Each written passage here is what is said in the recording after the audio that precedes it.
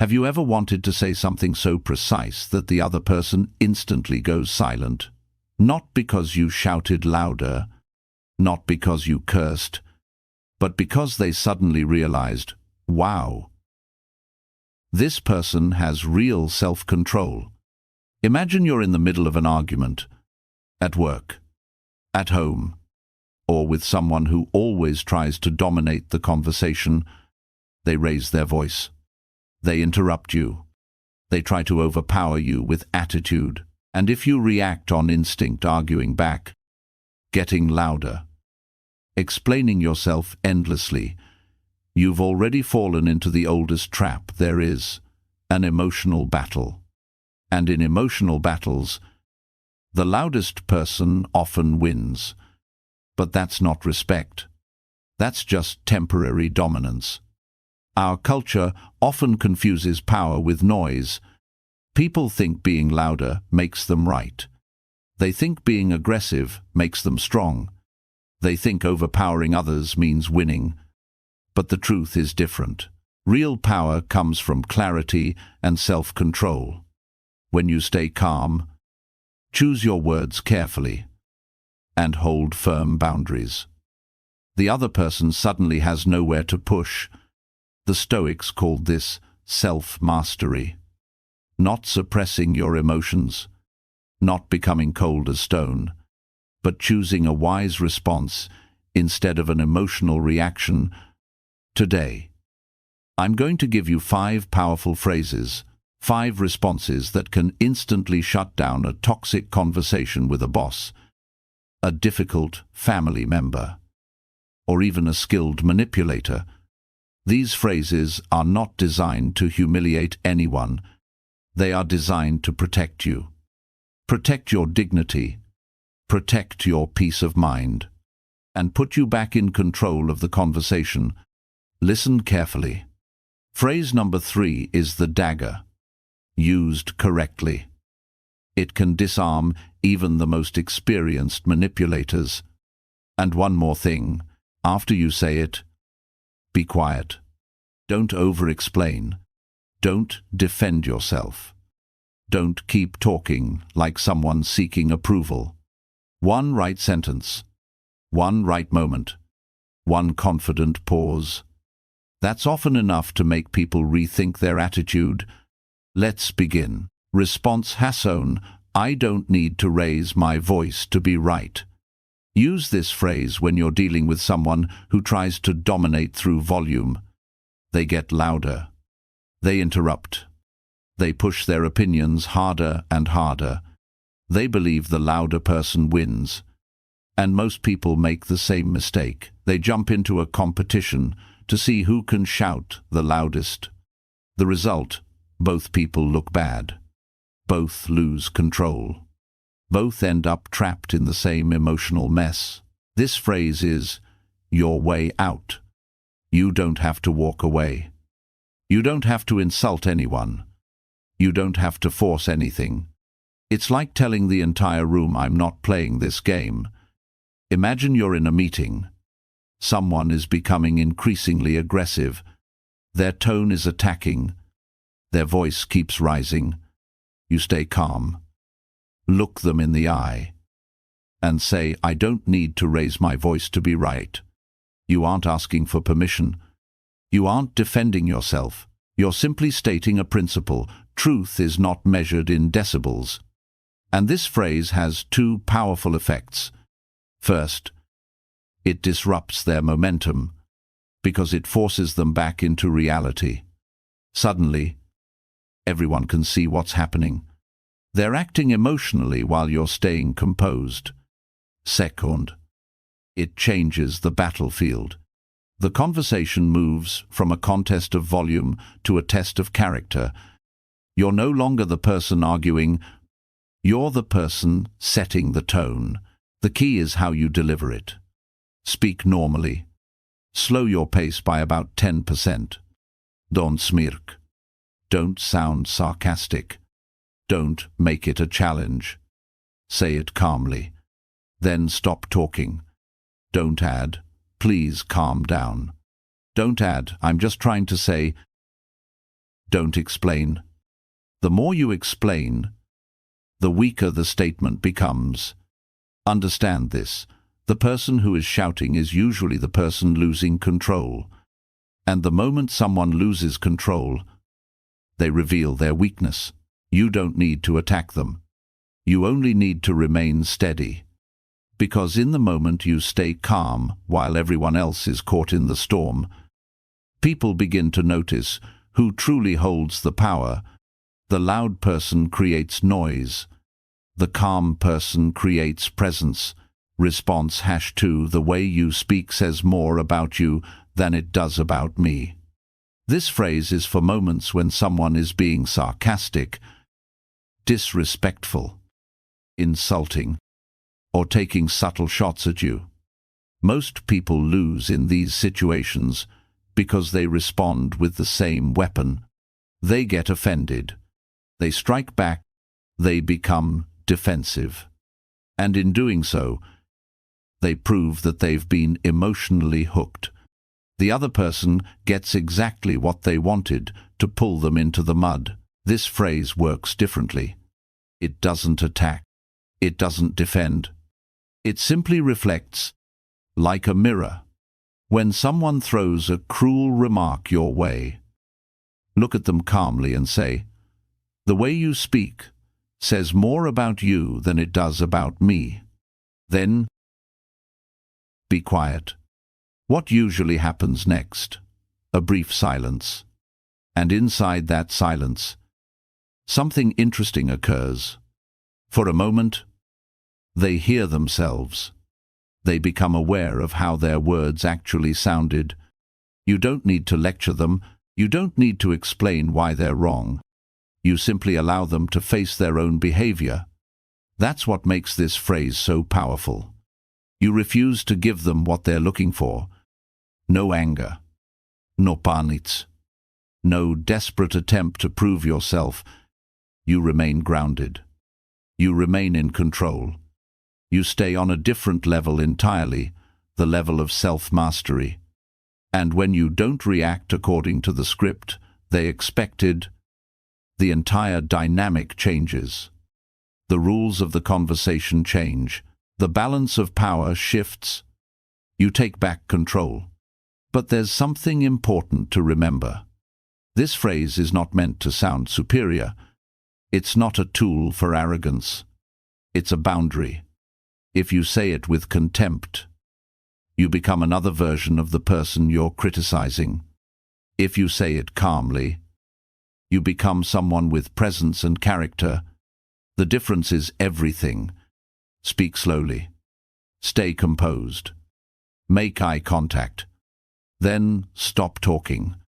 No explanations. No follow-up argument. No emotional debate.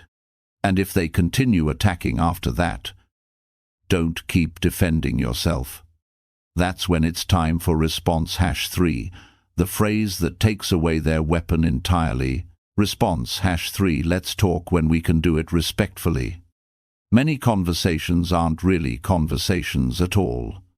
They're attacks disguised as feedback, honesty, or I'm just telling the truth. The other person interrupts, raises their voice, pushes their version of reality onto everyone else. And most importantly, they want you to react. They want you emotional. They want you chasing the argument instead of controlling it. But here's the truth. You are not obligated to play a dirty game. Response number 3 is not an apology. It's not, let's calm down. It's not, please don't be upset. It's a statement of principle. Let's talk when we can do it respectfully. What makes this phrase so powerful is that it shifts the focus away from the argument itself. Instead of debating who's right and who's wrong, it addresses something more important, the minimum requirement for a real conversation, respect, because before there can be understanding, before there can be solutions, before there can be agreement or disagreement, there must be respect. Without respect, there is no conversation. there is only conflict. Imagine you're speaking with someone who won't let you finish a single sentence. Every time you start talking, they cut you off. Their tone becomes sharper. Their frustration becomes obvious. Most people would try harder to be heard. They would talk faster, defend themselves more aggressively, fight for space in the conversation. Instead, you stop, take a breath, look at them calmly and say, "Let's talk when we can do it respectfully." That's it. You're not running away. You're raising the standard. You're setting the rules of engagement. And that's exactly why this phrase often catches manipulators off guard. People who thrive on control usually depend on speed, house, and emotional pressure. They need momentum. They need reaction. They need you emotionally involved. The moment you establish respect as a requirement, you interrupt their rhythm. You break the pattern, and suddenly they're forced to choose.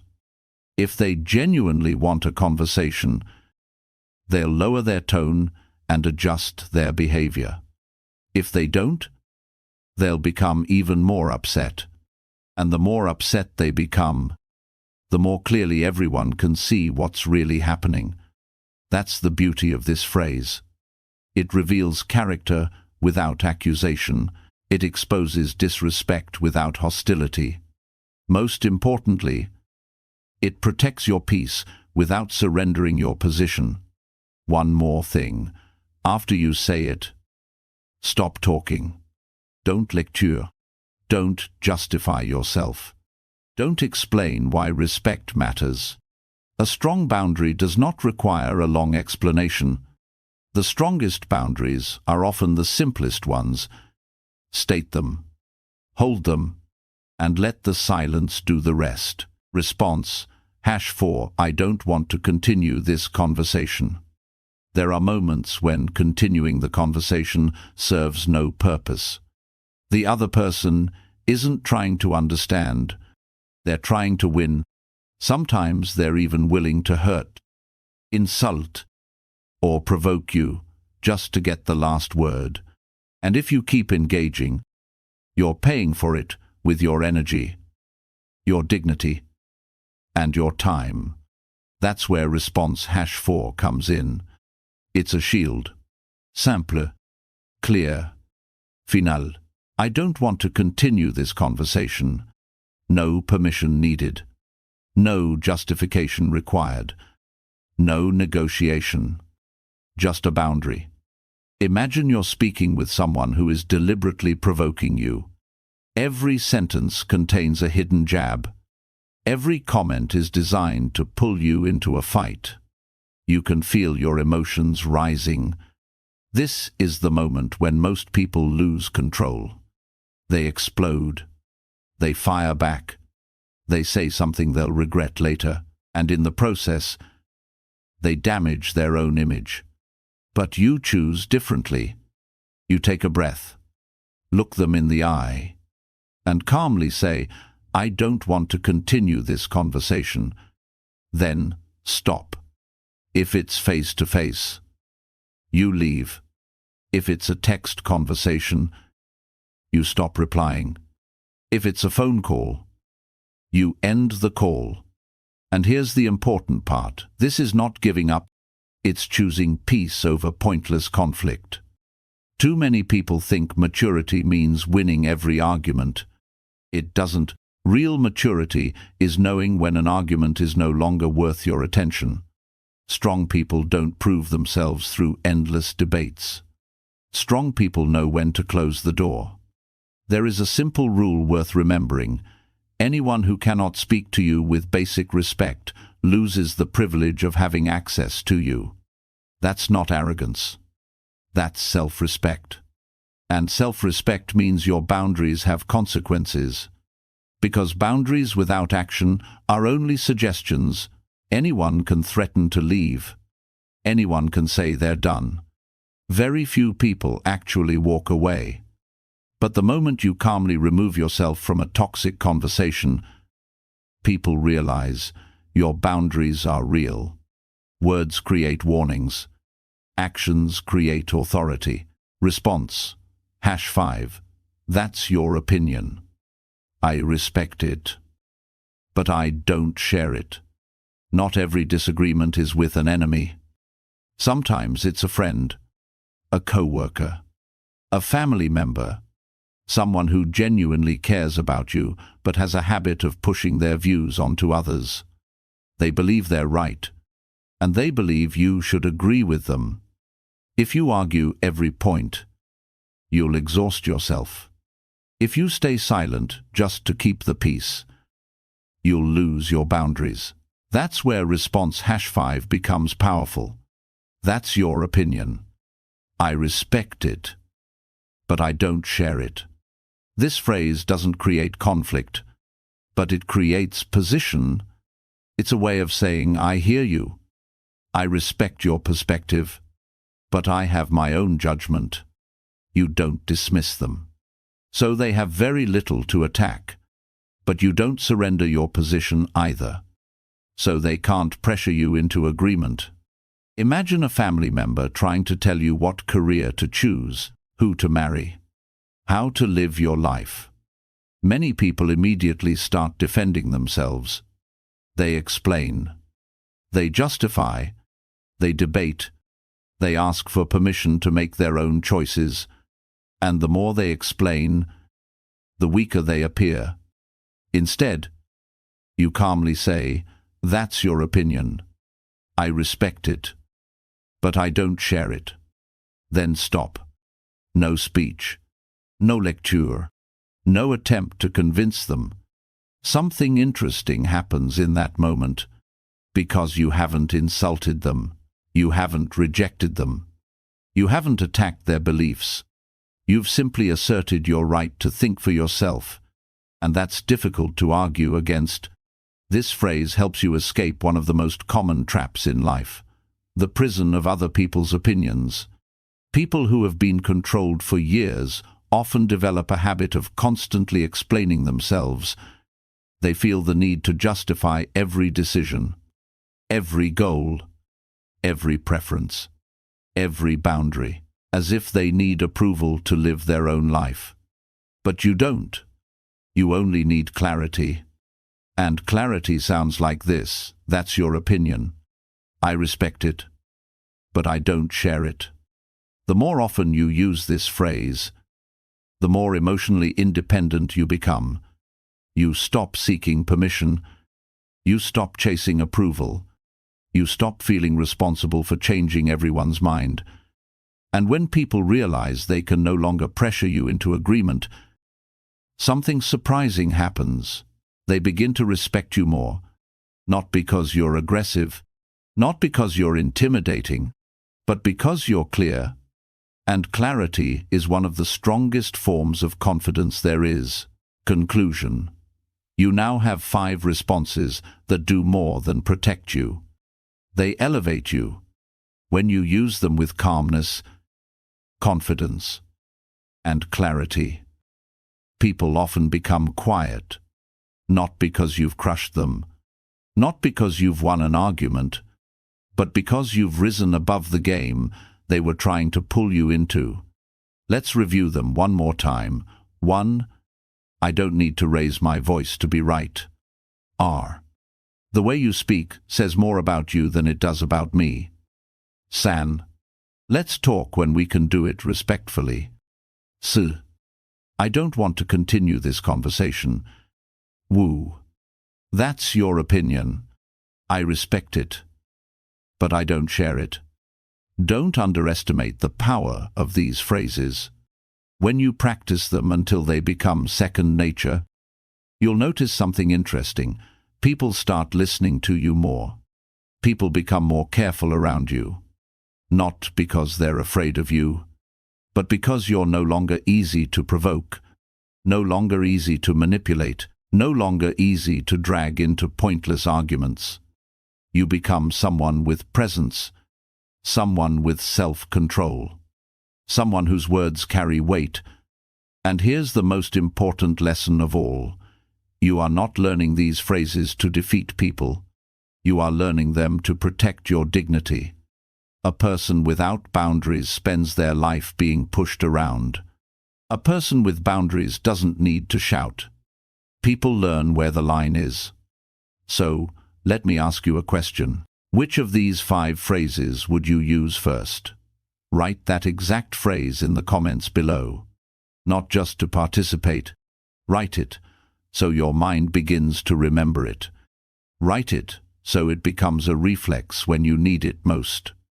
And if you'd like me to create real-life scenarios for each phrase, dealing with a controlling boss, an overbearing family member, passive-aggressive co-workers, or manipulative people, leave the word sample in the comments.